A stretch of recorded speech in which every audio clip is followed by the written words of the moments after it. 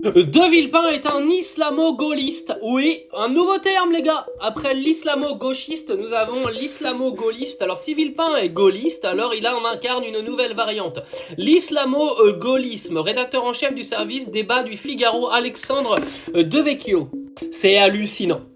Moi, je trouve ça hallucinant. C'est-à-dire que déjà, on va remettre un petit peu l'église au milieu du village. Dominique de Villepin est ce qui se fait de mieux en politique aujourd'hui en France, hein, qu'on se le dise. C'est sûrement le mec qui a le plus les pieds sur terre, le mec qui dit le moins de conneries, et sûrement le mec qui aurait pu éviter tous les scandales diplomatiques qu'on a eu avec Emmanuel Macron et le fait que la France soit la risée du monde entier aujourd'hui. Je pense qu'avec Dominique de Villepin, on aurait été un minimum respecté, même par l'Algérie. Oui, parce que croyez-moi que si on avait De Villepin à la tête du pays, on n'aurait pas tous les problèmes qu'on a aujourd'hui avec Tebboune, on n'aurait pas tous les problèmes qu'on a aujourd'hui avec l'intégralité de l'Afrique. Ouais, et puis je te dirais avec l'intégralité du monde entier. Par contre, il faut vraiment que vous arrêtiez avec vos termes islamo-machin, parce que vous devenez tous en fait des fascistes vraiment assumés aujourd'hui. On est entré dans un pays islamophobe assumé. C'est-à-dire que maintenant, c'est devenu normal de dire que les musulmans, c'est tous des racailles, que les arabes, ils sont tous mauvais.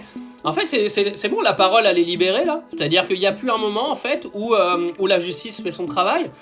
Parce que si tu critiques un juif, t'es antisémite, t'es limite dangereux pour la société. Par contre, maintenant, tu peux dire à tout le monde, toi, espèce d'islamo-gaulliste, islamo-gauchiste, espèce de suceur de musulmans.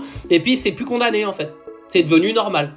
Et après, vous allez me faire croire que la France n'est pas un pays islamophobe.